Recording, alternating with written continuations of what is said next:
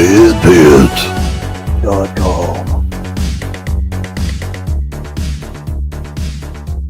Howdy folks, and welcome back. It is another collection haul update, this time for the month of April. The month of April was a busy month for the collection, and I think the month of May I'm going to slow it down just a little bit, just to give you fair warning. So the May update is definitely going to be very, very, very small compared to the last couple of updates. Running out of room, as you can see behind me there. So let's go ahead and get right into it. There's a lot of stuff to talk about, and I'm sure you guys are excited. Okay, so the first batch of stuff that I picked up was at Orbit DVD, which a good buddy of mine, Steven, shout out, brother. We were in Asheville, North Carolina very briefly, around the first week in April. And he said, you got to check this store out, man. This is amazing. And he said they had, you know, import stuff, Vinegar Syndrome, Arrow, Scream Factory, all that stuff. So I was like, hell yeah. And I checked it out. They actually have a pretty killer online site as well. If you want to look that up, I think it's just orbitdvd.com. So picked up a big bunch of stuff there, spent way too much money there. But what the hell, you know, it was like a little mini vacation, and I don't really buy, I wear shirts that I've had for like 15, 20 years. So I save money that way. But,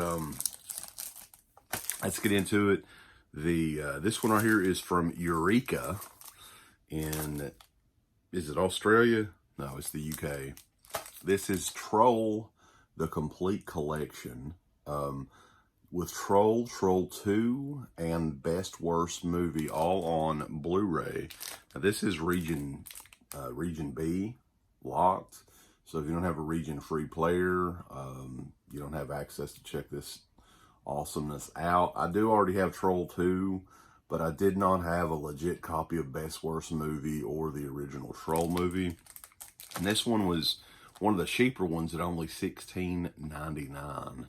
The original Troll film is a pretty horrible movie as well, but it's kind of fun. So, yeah, I picked that one up. These ones right here, I did pay quite a bit for these. These are from Imprint, and they go out of print very quickly. These were $39.99 a piece. First one up is Breakdown, Kurt Russell movie that is actually highly underrated, I think. I've always been a big fan of this. I remember when it came out back senior year of high school, I think. For me, I checked it out on video, and I couldn't, like, I was just drawn in immediately to it. And I'm shocked that this never came out in the U.S., but this is region free. So if you are a big fan like me and you want to throw down $40, you can check it out, and it'll work on any player. The other Imprint title that I picked up is another one that's kind of surprising. It never came out. Haven't rewatched this one yet. It is Fire in the Sky, which is also a pretty killer Saxon song. Alien abduction film. I would say it's a little bit underrated as well. Kind of surprising that this one didn't come out here in the U.S. yet either. Paramount is doing their own, you know, little side, you know, Paramount Presents label, which I'll show you one of their titles coming up here in just a second. This one I always wanted to pick up, and I thought that I'd waited too long to get it with the beautiful slipcover. And stay tuned to the DEADPIT.com Facebook page. There's some crazy shit going on with Scream Factory and their releases and cost-cutting measures. So if you're not a fan of ours on Facebook, it's a group actually. It's Facebook, well, just search for DEADPIT.com fans and you can check it out. But this one is another one that I think is a little underrated. It's Pet Sematary 2. It's got a really weird 90s grunge type vibe to it. And Clancy Brown in this movie does a great job. It's kind of creepy. Say a collector's edition of that, $24.99. I mean, some of this stuff's kind of high, I'll be honest with you, but I grabbed it. Fuck it. This is Paramount Presents. This one was $22.99. This movie is not very good, but I've been in the mood, and we may go back and revisit these possibly this fall. The Haunting remake from 1999. This is the one that kick-started the remake craze a little bit. You know, you had the Haunting, the House on Haunted Hill, 13 Ghosts all right in a row right there. Well, the Haunting was the one that made the shit ton of money. Liam Neeson is in this, Catherine Zeta-Jones, Owen Wilson I think is in this. It was a weird cast. The CG in this is, I remember back in the day being bad, so I'm sure it looks terrible now. But they did a nice little edition of this, Paramount Presents. I haven't really opened it yet, but at some point in the near future, I want to cover most of these movies. I think I was talking to Jason Payne. You guys remember Jason Payne? Well, he was on one of the more recent midweek obliteration shows on Patreon, and we were talking about these movies. So, in the near future, I want to do, some reviews, and this is one of them that I want to do on. The last one that we got from Orbit DVD was actually my wife's pick, and I actually am kind of a fan of this as well. It's one of the weird Rodney Dangerfield movies that came out in the mid-90s. What year did this come out? 1992. This is also from Paramount. I mean, most of the stuff I got, I think, was from Paramount at Orbit in Asheville. Ladybug, baby, with Rodney Dangerfield, and Jonathan Brandis is in this as well. This is a movie that probably wouldn't get made today for a multitude of reasons. Vanessa Shaw's in this as a young, she's under probably 17, 18 years old in this. So yeah, Ladybugs. I haven't checked this one out in a long time. This is one that Sarah picked out. So, yeah, looking forward to it though. Rodney Dangerfield's a weird character, but he's always entertaining. There's a lot of sales that went on this past month, and I, of course, took advantage of them. They had, I think, Deep Discount had buy two, get one free sale. And I used that on Severin stuff. And I usually get my recommendations from Steve. This first one up, I did check out a little bit of this. Tales of the Uncanny. Kind of a documentary. I think they edited a lot over the COVID break we've had lately. So, Tales of the Uncanny, about anthology movies, and it has also some early anthologies from 1919. Eerie Tales is what it translates to, and Unusual Tales from 1949. So, some great artwork on this. Severin releases some weird shit from time to time. So I picked that one up. The Black Cat, I've never seen this. This is another recommendation from Captain Steve, Captain B-Plan. So it's an Edgar Allan Poe adaptation. I don't know how many different versions of The Black Cat are out there, but got that one. These ended up being, Tales of the Uncanny was like $11 or something. So these ended up being pretty damn cheap. This is one that's kind of infamous. Wax Mask. It was the movie that Fulci was working on before he passed away, and Argento took the range, and Sergio Salvalete took over the reins from Lucio. So again, I hear it's not the best movie, but the Blu-ray looks crazy good. I come here watching this the other night. I'll get to it though. I've been back in the Italian mood.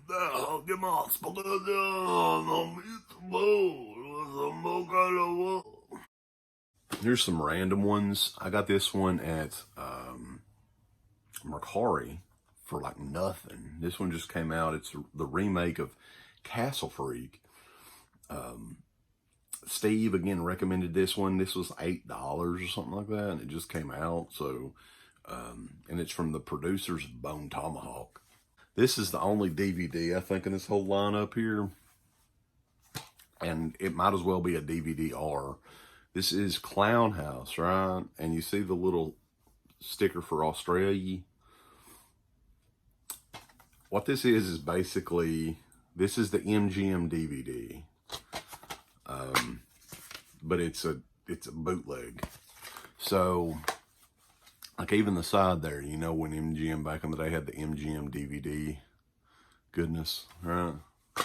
It's just a copy of the MGM DVD, and then they black out the MGM logo, and they made it look like it was something from overseas or whatever. This is on Amazon.com right now. You can get this and it's ships from Amazon. I'm not sure who put that together. But yeah, I wanted a physical copy because we are going to dive in to not only the movie, but all of the bullshit that came after the movie was made. And yeah, so it's going to be a kind of a Dead Pit retrospective special. Tragedies in Tinseltown is what we call it. If you have not checked out the Twilight Zone the movie one, I would highly recommend you go and check that out. That was the first one that we ever did. A lot of people really seem to enjoy it. So, but yeah, Clown House, that one will probably be coming sometime in June. Another one that I actually forgot from Orbit DVD that I picked up real quick here. This one I actually watched, and it was another recommendation from Steve. This is Sleepless with Max von Sydow from 2001. This is one of the last real giallo movies, like old style, that Argento did. And it's actually really, really, really good. The transfer on this is amazing as well. This one comes from Scorpion Releasing. And this is an Argento movie that up until the last month or so, I had never seen it before. Argento directing, you've got Goblin doing the soundtrack to this, and it really just feels like an old school, you know, like Deep Red, like opera, movies like that. So if you're a fan of the Argento movies from, you know, the late 70s, late 70s, early 80s, this is, yeah, the last one that he did. This was in 2001. And that style even had like a lot of crazy gore sequences in this as well. Scorpion, a lot of their stuff is pretty basic, but I gotta say that the transfer on this thing was really great, and the movie's great as well. So if you're in the mood for some classic giallo goodness, Argento stuff, this is one you want to pick up. Real quick, the April stuff from Vinegar Syndrome, I just want to go through it really quickly. If you want to see more of my take on these movies, go back and look at I did an unboxing video just for that stuff. This one is Grave Secrets, the VSA title. For the nerds that are interested in the number, I got 356 out of 4,000. An All-American Murder. It's kind of like an American giallo movie. Kevin S. Tenney, good friend of the show. The Cellar, the director's cut version of this. I'm looking forward to checking this one out. And one of the big ones I'm excited about is Homegrown Horrors Volume 1, where the movies themselves are Fatal Exam, Beyond Dream's Door, and Winter Beast. And these are basically very low budget shot on film because it's Vinegar Syndrome movies that they remastered the fuck out of these basically. I think Slippy went in and reconstructed the movie. A lot of these movies were edited on video, but were shot on film. So he had to go back and reconstruct the movies. I think Beyond Dream's Door was the one that he worked on for sure. So yeah, anyway, Vinegar Syndrome's got some great stuff coming out. The stuff that wasn't in the sale, I actually got some more Vinegar Syndrome crap because there's something bad wrong with me. This movie, The Fear, we watched this one not too long ago. It's an hour and 41 minutes, and I swear to God, man, it felt like I was watching a movie for like 8 hours. Very 90s, though. It does, you can definitely tell it's from the mid-90s, no doubt about that. The transfer on it's amazing, as is most Vinegar Syndrome stuff. And I think it was Garrett mentioned this, that the doll in this, well, it's not a doll, it's like a man in a wood suit or whatever. Right there's what he actually looks like. He does look like Robin Williams in Bicentennial Man, actually. And he starts walking in certain scenes, and I'm like, is this supposed to be scary? Probably never rewatch this again, but it's kind of an anomaly from the 90s. This one's out of print now, Martial Law, the VSA, and Martial Law 2, undercover. Haven't checked this one out yet. The number on this one was 3,887 out of 4,000. So very late copy of the Martial Law 2-pack with Cynthia Rothrock. Got this one for next to nothing, and I hear it's terrible. It's Dr. Jekyll's Dungeon of Death. And I got number 1055 out of 3,000 on that one. Graduation Day. This was a trauma release for a long time. It's a slasher from the early 80s. I've seen this, but it's been a while. As Stained once said in a terrible fucking song. So the last bunch of stuff I've got, and I'm not done, man. I know there's something bad wrong with me. I need to quit with this, and I'm going to. I swear this month. I know I need to quit with this. I'm going to. But yeah. All this stuff right here is from Arrow in the UK. Texas Chainsaw Massacre 2. Love that cover. It's a Breakfast Club cover. What can you say about it? I mean, I've got a couple of different versions of this, but the latest remastered version I did not have. And I have multiple versions of this movie as well. You guys know Madman. It had our documentary on it. It's the 30 years of Madman Mars. Oddly enough, I did not own this on anything. I know Anchor Bay had a DVD of this back in the day. I don't think I ever owned this. This was Elvira, Mistress of the Dark, and I like Elvira. You know, I've met her before. She's a nice woman. Had this one on Anchor Bay DVD years ago. The Stuff, I still have it. I still have all of my Anchor Bay stuff.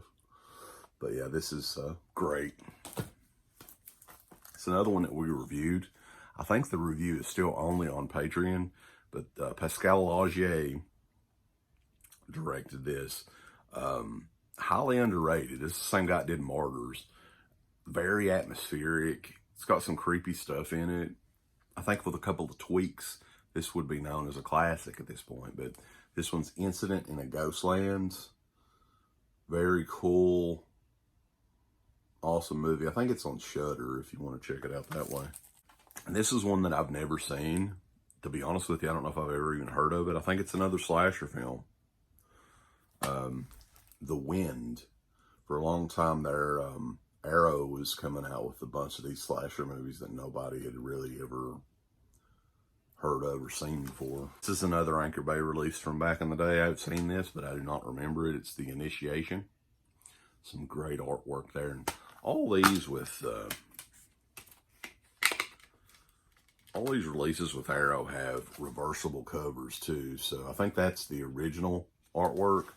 And then they have some like newly commissioned artwork on most of these. The Initiation. This is Deranged. The Confessions of a Necrophile. Roberts Blossom, who's in Home Alone, plays Ed Gein in this.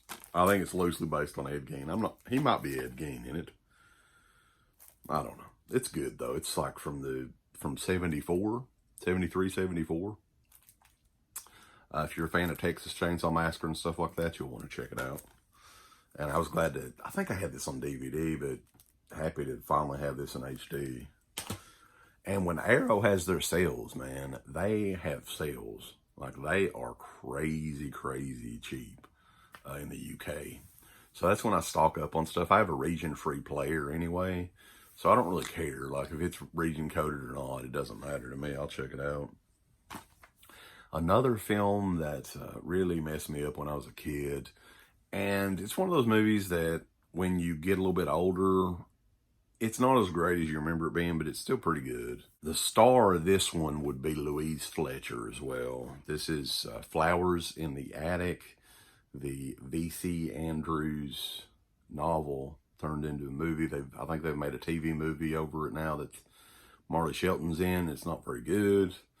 And V.C. Andrews is, at one time, like, it was a surname for an old woman. She passed away, right? And then just random people right under V.C. Andrews. So it's like an infinite amount of books that V.C. Andrews, whoever the hell it is, did. But this is the one that I always go back to, Flowers in the Attic.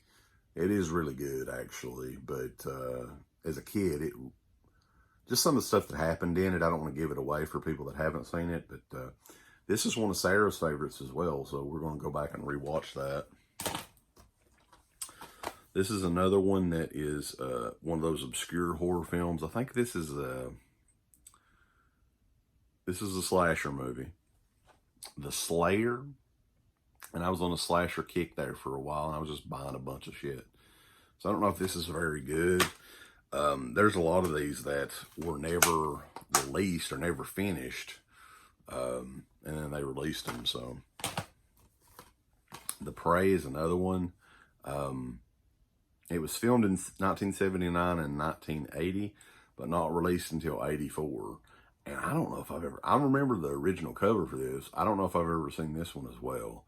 It's another kind of a slasher movie, you know, set in the wilderness and stuff like that. You know, I can never have enough of those. Here's another random one that I found that I got in deep discount sale, I think. I can't remember where I got these. I'm getting too much of this shit. This is The Vault of Horror and Tales from the Crypt, the movie. I know a lot of people were telling me to check out the Tales from the Crypt movie this past Christmas because of one of the episodes on it. So I didn't own it on anything. I thought at one point in time I had it on a DVD, but no, I didn't have it on anything. So I finally bought it. I will check it out. I've got a lot of stuff to watch. Over the last couple of months, I went crazy on buying this stuff. So eventually I'm going to check this out. I swear to God. This one's weird, man, because this is a movie that I saw in movie theaters as a kid. This one came out in 1989. The Creepy Kentuckian, at 9 years old, strolled into the Strand Twin and watched this movie with my best friend, Tim, at the time, Timmy. Still good friends with him. Get him on for a podcast at some point, hopefully. And I've never seen it again. I saw it the one time in the theater, and for some reason, I never rewatched it. I never bought it until now. And this is the Tom Hanks movie, The Burbs. It's a Joe Dante movie, Universal film, cult film. So yeah, I want to do some sort of video on this at some point because it's weird. Most of these movies that I've seen numerous times. This one I saw in the theaters when it came out. I remember kind of liking it. I remember Gail Gordon, the second Mr. Wilson, is in this. And as a kid, I was like, holy shit, is he still alive? You know, because I was watching the reruns of Dennis the Menace at the time. Remember that? I think Corey Feldman's in it. I don't really remember a whole lot else. Bruce Dern, I think, is in it. Anyway, The Burbs. It's not really a horror movie. Kind of a cult movie, if you will. So, yeah. Arrow, I love your sales, but man, I'm running out of room. So that is it for the video. Hope everybody enjoyed. Like, comment, and subscribe. And definitely share the videos if you appreciate this sort of thing. I don't have to tell you guys, we are back. So DEADPIT.com is the website. We're doing more podcast versions of our shows. We had Wet Movie 1 on for a stream last Friday. So a lot of cool stuff is coming up. Hey guys, I had actually forgot to mention that we're doing a live fan commentary over the Chuck Russell 1988 remake of The Blob. That is coming up on Friday, the 14th of May.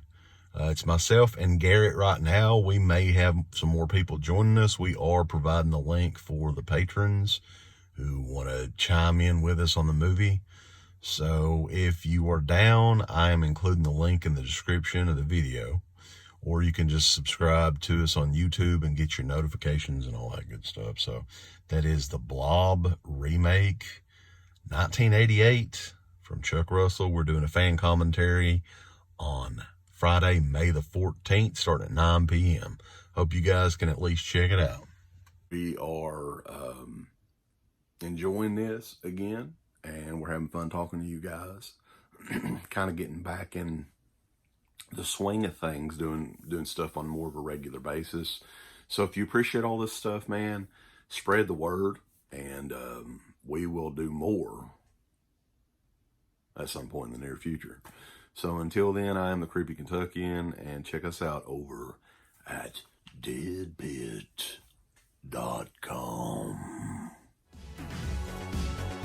A special thank you goes out to our supporters on Patreon.